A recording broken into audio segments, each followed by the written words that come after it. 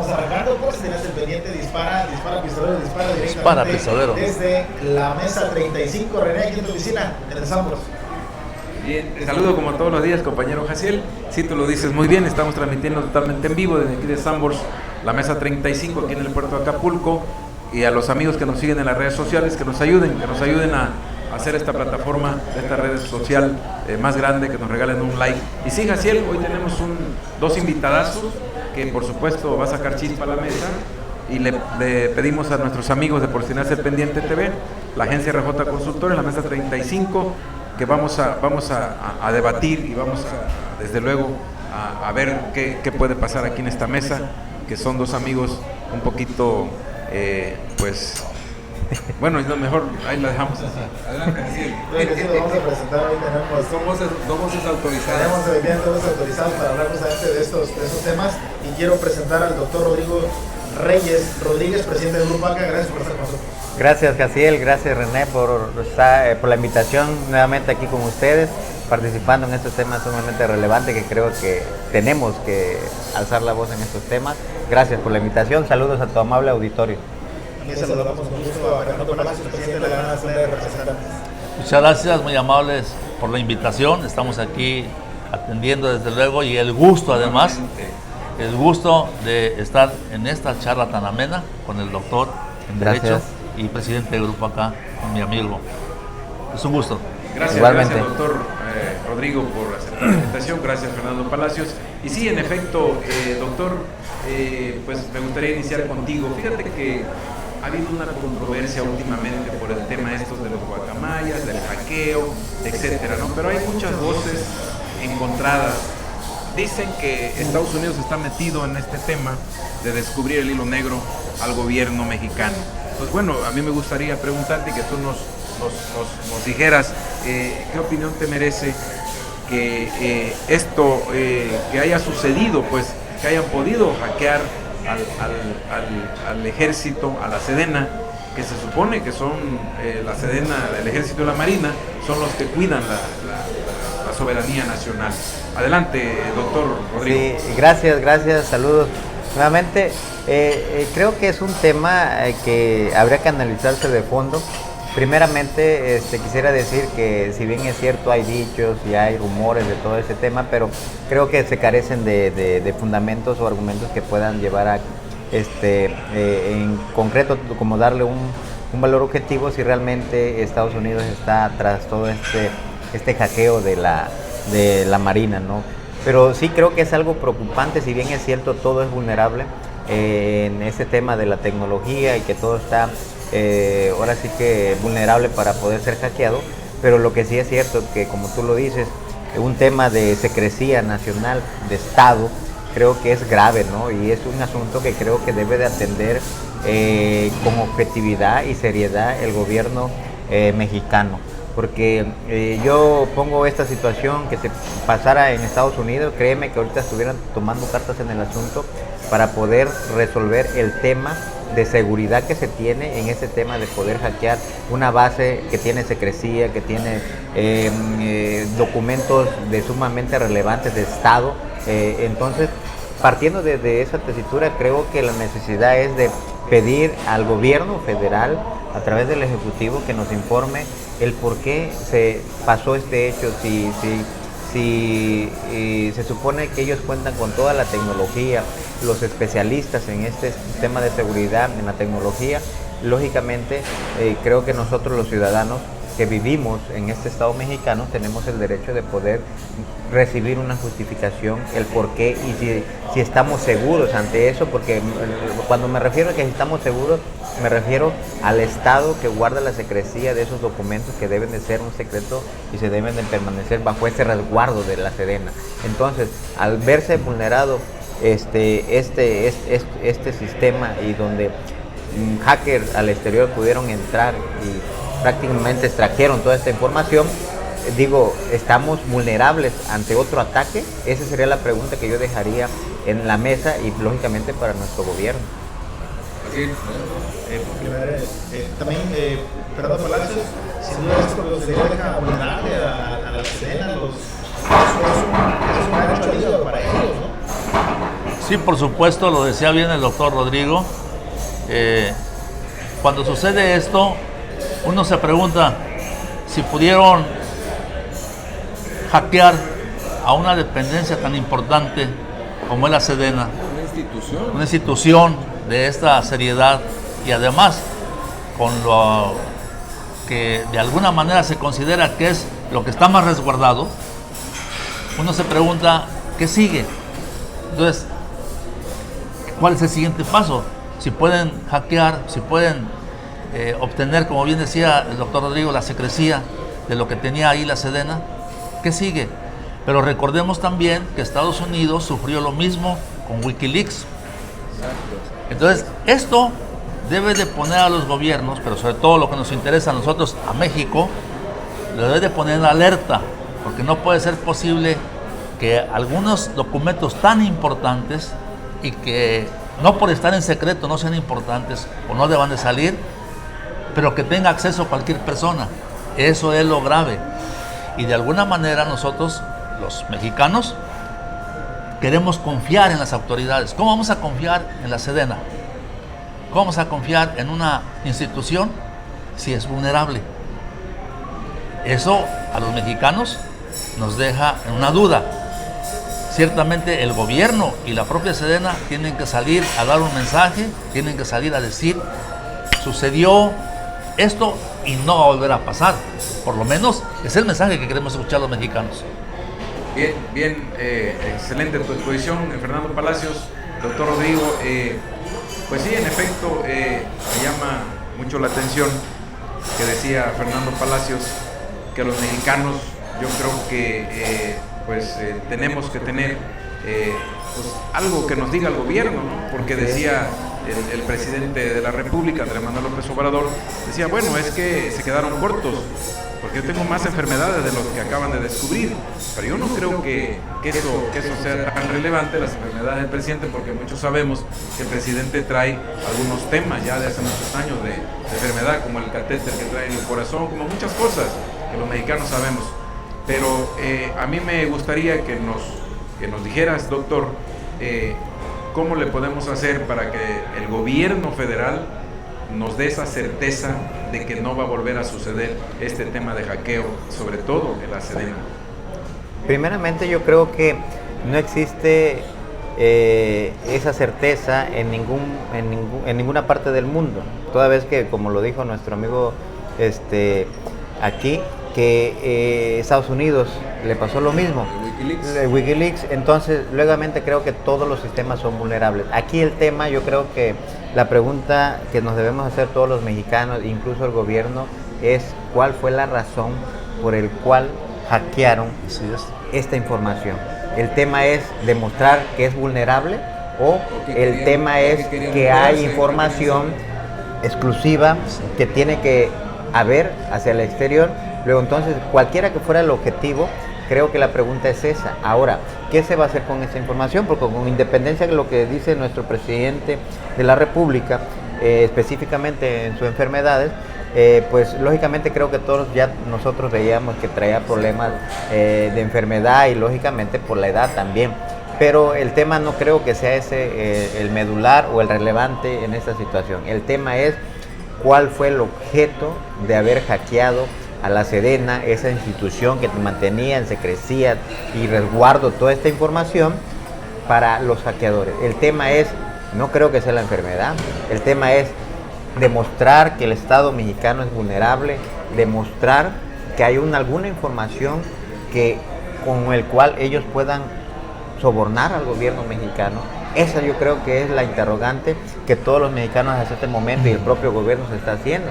Ahora, la pregunta también sería, ¿qué información se llevaron? Porque hoy en día, lógicamente, el Ejecutivo pues no nos va a hacer la extensión de lo que realmente se llevaron. Así es, lógicamente, es un arma que tienen ellos, que en su momento van a hacer efectiva paso a paso como lo hacen, y creo que es el protocolo que hacen todos estos hackers, de ir soltando información a través del tiempo para efecto que en su momento puedan ellos materializar el objeto principal de por qué extrajeron la información. Creo que esa es una gran pregunta que nosotros, o una gran interrogante que tenemos nosotros los ciudadanos de que nuestras instituciones, esa institución Sedena, que es el garante de mantener esta información en secrecía, hoy en día se vio vulnerable y que el presidente solamente se dedica a decir mi enfermedad y esto y se quedaron cortos, pero yo creo que no es eso. El tema fundamental es que en esa información debe de existir muchos temas importantes, relaciones bilaterales con otros países y que hoy en día se va a ver expuesta hacia la sociedad. Sí, es correcto. Adelante, Jaciel. Sí, Fernando Palacios, ya para ir dando las conclusiones de este tema de la Sedena, ¿algo más que agregar para ya pasar al siguiente tema? Sí, realmente no sabemos todavía la dimensión de lo que puede cobrar esta infiltración, este hackeo, porque no sabemos qué uso le van a dar, qué destino va a tener, si realmente va a conmocionar a toda una nación como es México por esa información que tienen, qué tanta información tienen, pero además, insisto, ¿qué uso le van a dar? ¿Uso político? ¿Uso social? ¿O algún otro tipo de presión, como bien lo decía el doctor? ¿Chantaje? Es muy importante. Creo que en los siguientes días habremos de saber realmente la dimensión total de hasta dónde llegó el hurto de información a una institución tan importante como es la Sedena. Bien, pues vamos a pasar a otro, bueno, no es en el mismo sentido. Se ha dado mucho, doctor Rodrigo, sí. Últimamente también ha dado una controversia y ha dado vueltas y vueltas el tema de la reforma de la Guardia Nacional. Primero, te voy a preguntar, en la Cámara de Diputados, por ahí dicen, y lo dijeron de manera coloquial, que calentaron a Alejandro Moreno Cárdenas y lo doblaron. Entonces, porque él decía, y siempre dijo, que la reforma no iba a pasar y que no iba a pasar, de su cuenta por que no pasaba. Bueno, primero, en la Cámara de Diputados, ¿qué opinión te merece esas voces que dicen que calentaron a Lito y que tuvo que votar a favor de la reforma para que el ejército siga en las calles hasta el 2028?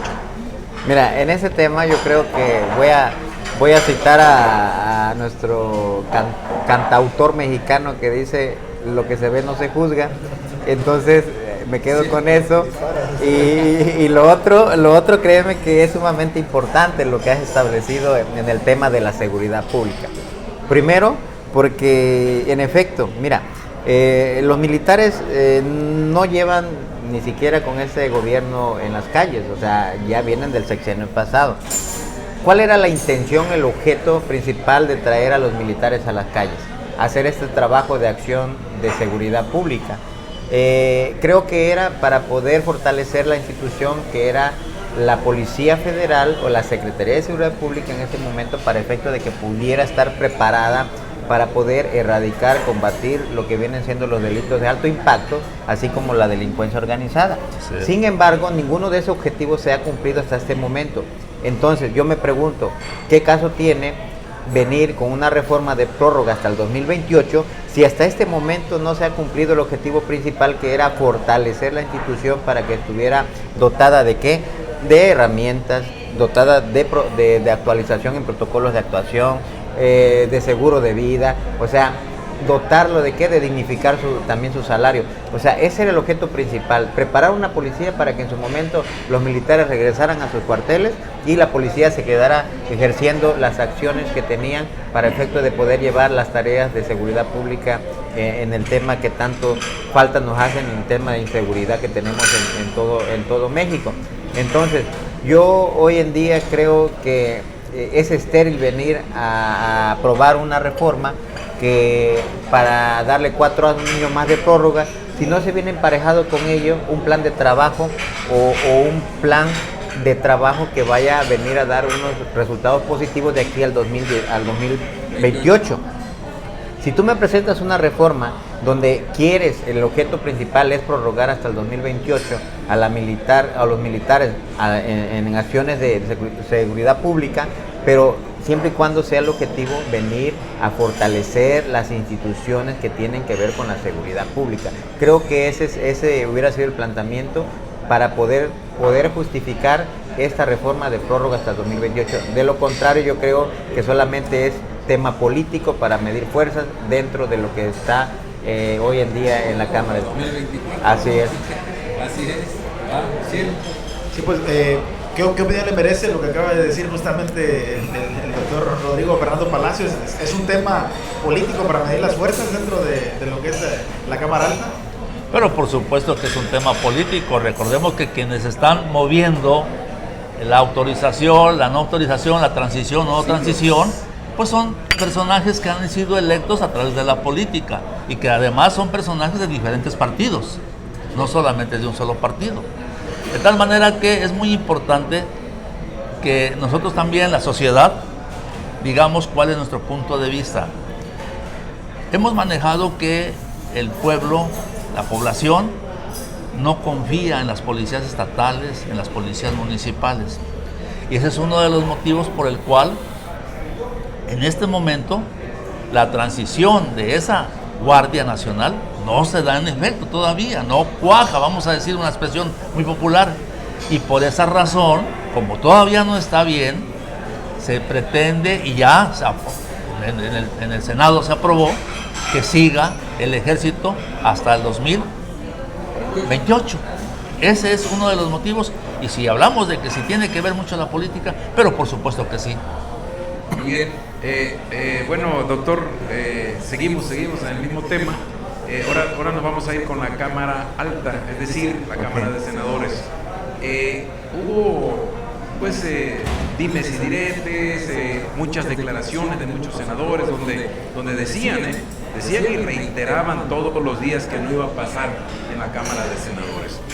Entre ellos Miguel Ángel Mancera y muchos senadores más, Miguel Osorio Chong, Claudia Ruiz Salinas, etcétera, ¿no? Entonces, pero bueno, hoy se aprueba con 87 votos a favor y 40 en contra. Entonces, yo sí te preguntaría, ¿qué opinión te merece de los senadores que decían y reiteraban que no pasaba?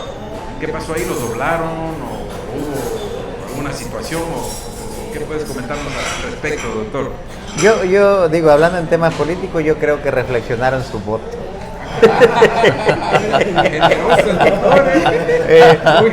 Pero mira, yo creo, mira, vamos siendo sinceros, creo que en el tema político, más allá de todo, siempre también hay intereses personales, que al final de cuentas se tienen que mover y se tienen que adecuar a la actualidad en la política moderna. Y lo hemos visto todo, no lo voy a decir yo, lo hemos visto como hoy las piezas claves en la política se mueven a conveniencia y es válido. Lo que no es válido es poder traer un mensaje diverso a la sociedad que representan en el tema de representación popular. Creo que ahí, y el que tiene que juzgar ahí es la sociedad, pero más allá de todo eso yo iría más al fondo. Dice mi amigo aquí Palacios, en efecto, mira, cuando se aprueban lo que vienen siendo estas reformas, yo creo que tienen que venir emparejados con un presupuesto para que esa reforma se adecue de manera objetiva.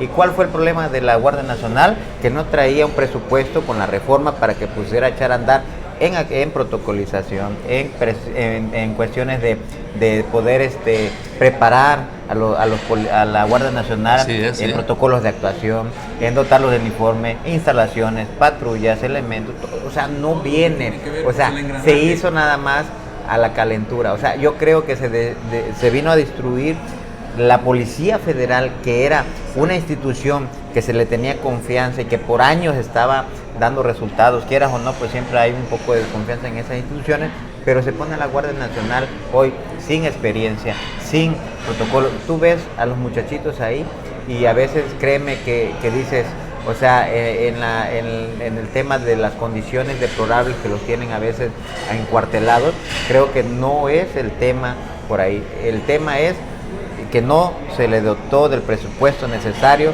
para que esta Guardia Nacional tuviera éxito como era la intención. Y creo que todos los partidos ahí convergieron en darle la oportunidad para que esta Guardia Nacional fuera quien se encargara de la seguridad pública en nuestro país. Sin embargo, hasta ahorita te puedo decir que la Guardia Nacional ha sido un fracaso, porque se debió construir con responsabilidad y objetividad en todo el engranaje, como tú lo refieres, desde el inicio, con capacitación, actuación de proximidad social, de prevención del delito a las calles. Sin embargo, vimos que solamente fue una transición de pasar a militares, a la Guardia Nacional y federales a la Guardia Nacional, que alrededor como de 30,000 elementos quedaron fuera de esto porque dijeron nosotros nos vamos a la Guardia Nacional porque no hay garantizados nuestros derechos laborales. O sea, tiene que ver una infinidad de temas, pero al final de cuentas yo recaigo en lo mismo. Mientras no se hagan reformas con responsabilidad, con estudio y que vayan emparejadas con un presupuesto, todas van a tener el mismo destino, que van a ser un fracaso. Bien, así es.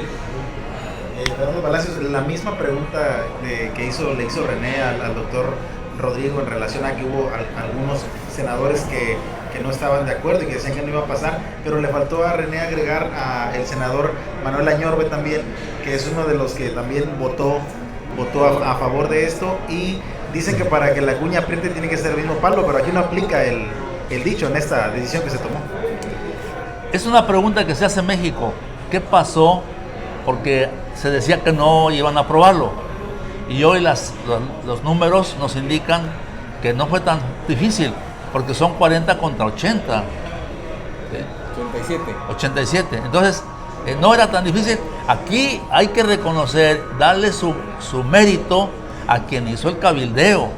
Quiere decir que las personas que operaron, las que anduvieron dentro de la Cámara de Senadores, buscando convencer a quien estaba reacio a dar su voto a favor, esas personas que hicieron el cabildeo, hay que levantarles un monumento, porque de que estaba perdido, que no se había aprobado, pasaron a 87.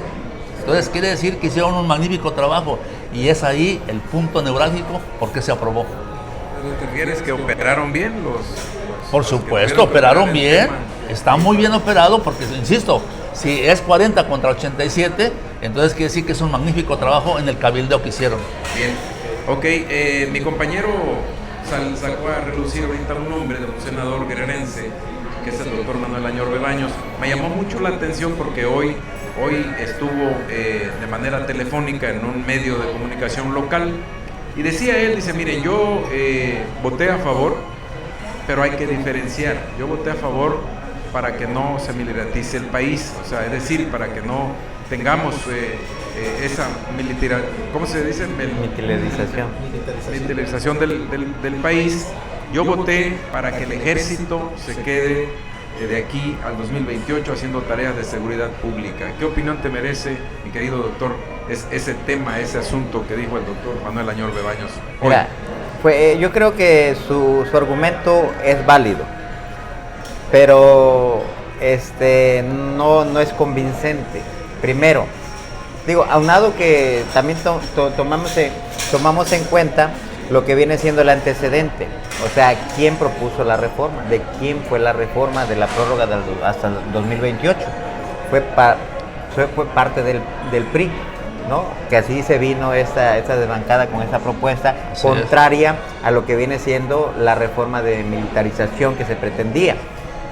Partiendo de esos antecedentes, con el argumento que hace referencia mi amigo el senador Añorbe Baños, que yo lo conozco en ese tema de seguridad pública, ha tenido mucha participación en el tema de seguridad pública.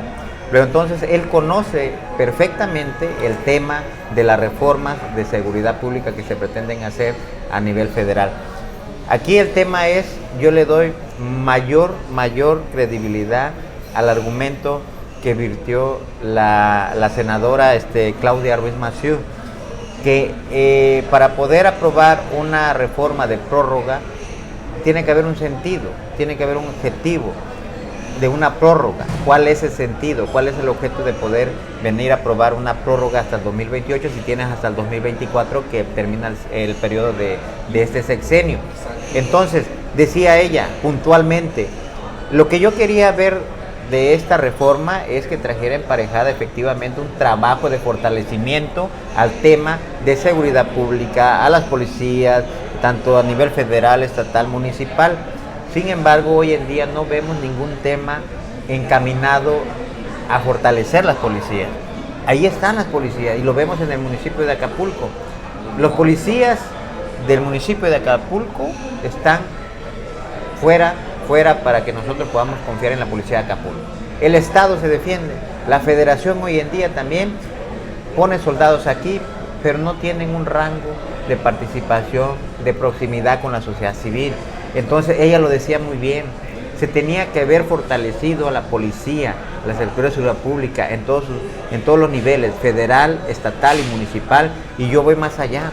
Había un proyecto del tema de policía de bando único. Eso estaba excelente. O sea, ¿por qué? Porque venías a agrupar a todos los policías y iba a haber solamente un mando que iba a dirigir todo el tema de seguridad pública. Luego entonces no había problema para poder, tal vez tan fácil, porque siempre es corrompible, la corrupción o la participación de las células delictivas dentro del tema de seguridad pública. El tema de seguridad pública yo creo que es lo más importante, más allá de combatir la corrupción. ¿Por qué?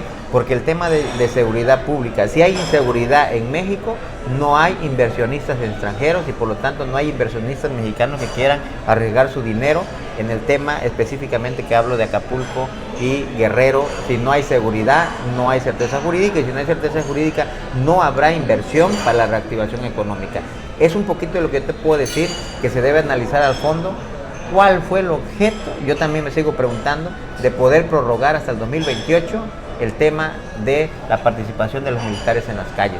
Los militares tienen que regresar a sus cuarteles, a hacer lo que representan constitucionalmente, que está establecido en nuestra Constitución, pero no en las calles. Bien, intervención del doctor. Así es, Fernando Palacios, justamente ahorita se tocó el tema de Claudio Ruiz Massieu. Hubo una argumentación para poder generar ese convencimiento, la argumentación que se tuvo la oportunidad de ver a través de los medios del Congreso, y quiero especificarme en la participación que tuvo el senador Félix Salgado, donde revivió viejos sucesos de los cuales tenemos conocimiento, mencionó el nombre y apellido de quién era el culpable. Me refiero a la muerte en su momento de Luis Donaldo Colosio, la muerte de Ruiz Massieu, y mencionando como culpable a Carlos Salinas de Gortari, y sabemos que tiene un parentesco familiar con la senadora Claudia Ruiz Massieu. Sí, por supuesto que tienen un parentesco, eso es indudable. Ahora, ¿por qué se da este señalamiento en el Senado de la República? Lo escuchamos bien, lo hemos visto. Porque el punto de partida, nos preguntaban aquí ustedes si tenía algo que ver la política. Y vuelvo a insistir, por supuesto que la política está, vamos a decir, cobijando, primero que nada, la llegada de esos senadores, la llegada de los diputados, porque vienen de un partido. Cada quien defiende su posición. Creo que en el señalamiento que hace el senador Félix Salgado Macedonio, lo demuestra con una forma directa de decir que las cosas han estado malas todo el tiempo, no ahorita, porque quién no recuerda cómo sucedió lo de Luis Donaldo Colosio, que hasta la fecha se sigue investigando supuestamente. ¿Quién no recuerda el dolor para los guerrerenses de un personaje tan importante y tan brillante en la política como el exgobernador José Francisco Ruiz Massieu? Por supuesto que en el debate que tienen dentro del Senado, no solamente se dicen ese tipo de cosas, hay quienes hasta se recuerdan la progenitora, pero vuelvo a insistir, están en un ámbito político, están en donde se puede y se vale entre ellos dicen, se vale lo que se pueda argumentar porque es política. Es cierto, a veces las cosas que deciden afectan a una nación, afectan al desarrollo de todo lo que es una sociedad.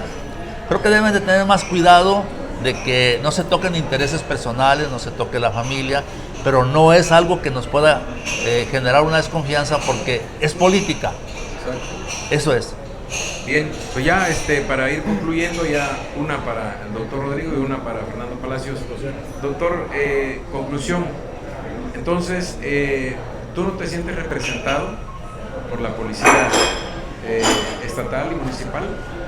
Que nos puedas comentar, porque bueno, lo comentabas ahorita y tú decías que obviamente habría que dotarlo de armamento, dotarlo de equipo, dotarlo de vehículos, de entrenamiento, etcétera, ¿no? Entonces, la policía, que son los primeros respondientes, se suponen la policía municipal. Entonces yo te pregunto, ¿nos sentimos seguros representados por las policías locales? Mira, yo más allá de sentirme representado, creo que no. Yo más allá de eso, yo creo que me siento seguro que la policía esté preparada para poder actuar, reaccionar en el momento que yo pueda sufrir algún accidente, algún delito. Esa era la gran pregunta que yo me haría, y yo te diría que no. No. Si bien es cierto, hasta hoy en el día la policía estatal es quien más ha actuado en el tema de la prevención del delito y combatir el delito, pero también es cierto que sufre o tiene muchas carencias en efecto para poder cumplir con sus funciones. Vuelvo a recalcar, creo que le debemos invertir en el presupuesto al tema de la seguridad pública, específicamente en las policías, que son los que hacen la prevención del delito, el combate al delito. Y te pongo claro un ejemplo. En Yucatán, hoy en día, le apostaron por invertir en la policía. Hoy en día es un ejemplo claro la policía de ese estado, porque hoy en día ellos tienen un salario digno nivel federal, tienen un seguro de vida, tienen becas para sus hijos que pueden estudiar tanto en privadas y públicas, y el propio gobierno absorbe esos costos. Luego yo pregunto, entonces, ¿yo me identifico, me caso con la institución? Claro que sí, y tenemos confianza en nuestro policía. Sí, porque difícilmente puedes corromper a una persona que tiene un salario digno. Pero si tenemos un sueldo precario para los policías, que sabemos que es un riesgo de vida el actuar de ellos ante la sociedad, porque están siempre propensos a no regresar a sus hogares. Entonces, ¿cuál es el tema? Es fortalecer la seguridad pública a través de las instituciones que es la policía, de darle herramientas, de darle un seguro de vida, de darle un mejor salario, de dotarlo de tecnología, de herramientas que ellos puedan cumplir con sus funciones. La obligatoriedad es del Estado, ¿sí? Para que nos puedan brindar a nosotros no una sociedad en paz y tranquilidad, y que tú puedas salir con tus hijos y caminar, y tú sabes que tienes una policía responsable que está capacitada para actuar y reaccionar en momentos del delito difíciles que se puedan presentar tú como ciudadano.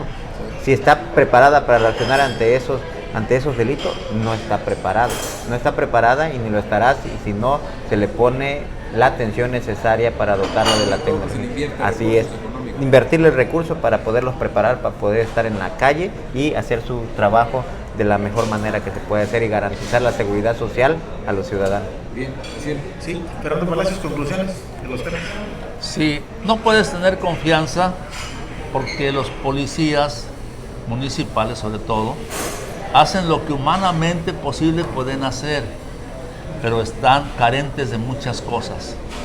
Y lo primero que tú ves, sobre todo cuando se reactiva la policía turística, que un presidente por ahí se le ocurrió esos ocurrentes y la reactivó, y tú puedes ver a la policía turística, puedes ver a la policía municipal, ellos no tienen la culpa de estar obesos, simple y sencillamente no tienen un curso de capacitación para que tengan una condición física. ¿Y en qué momento pueden perseguir a una persona que de alguna manera delinque? Si tú puedes ver a los policías, todos tienen ahí cierta presencia con su uniforme, pero sí denigra que no tengan condición física. La mayoría tienen sobrepeso, la mayoría. ¿Y qué quiere decir esto?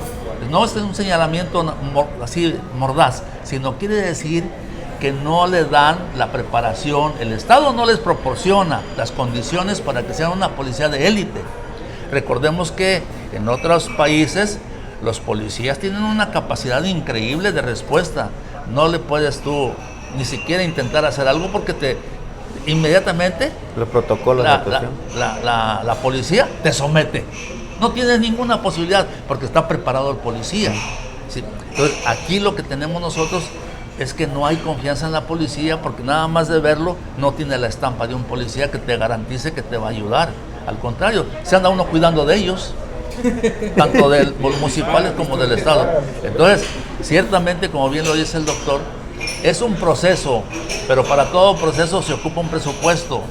si no existe el presupuesto, siempre van a dar pena a los policías municipales y de paso hasta los estatales. Yo agregaría nada más un Sí, tema. adelante, adelante. Creo que el tema fundamental también está, él pone un claro ejemplo. Mira, yo voy más allá, pondría un equipo de fútbol. Yo creo que si ponen un equipo de fútbol, hay ciertos perfiles que se deben cumplir para jugar fútbol y no creo que vayan a estar obesos jugando fútbol. En el tema de policía es igual.